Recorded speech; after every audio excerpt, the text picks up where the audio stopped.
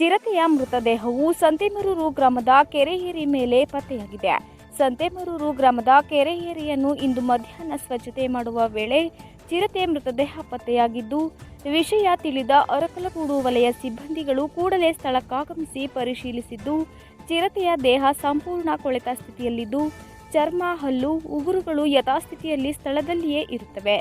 ಚಿರತೆಯ ಚರ್ಮದ ಮೇಲೆ ಮುಳ್ಳುಹಂದಿ ಮುಳ್ಳುಗಳು ಚುಚ್ಚಿರುವುದು ಕಂಡುಬಂದಿರುತ್ತದೆ. ಮೇಲ್ನೋಟಕ್ಕೆ ಮುಳ್ಳುಹಂದಿ ಜೊತೆಗಿನ ಹೊಡೆದಾಟದಿಂದ ಮೃತಪಟ್ಟಿರಬಹುದೆಂದು ತಿಳಿಸಿದ್ದಾರೆ.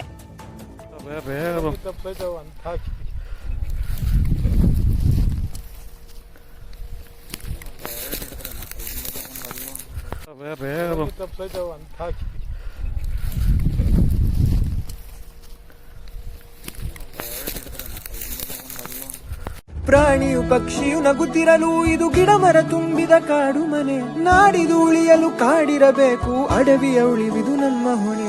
ಸುಡು ಸುಡು ಬಿಸಿಲು ಏರಿದ ತಾಪ, ಕಾಲಿಡುತ್ತಿದೆ ಬೇಸಿಗೆಗಾಲ. ಎಚ್ಚರ ವಹಿಸಿ ಕಾಳಜಿ ತೋರಿ ಕೊಂಚ ಕಟ್ಟೋಣ ಭೂಮಿಯ ಸಾಲ. ಪಟಾಕಿ ಬೀಡಿ ಕರ್ಪೂರ ಕಾಡಿಂದ ಇರಲಿ ಬಹುದೂರ, ಒಗ್ಗಟ್ಟಿನಿಂದ ನಿಲ್ಲೋಣ ಕಾಡ್ಗಿಚ್ಚನ್ನು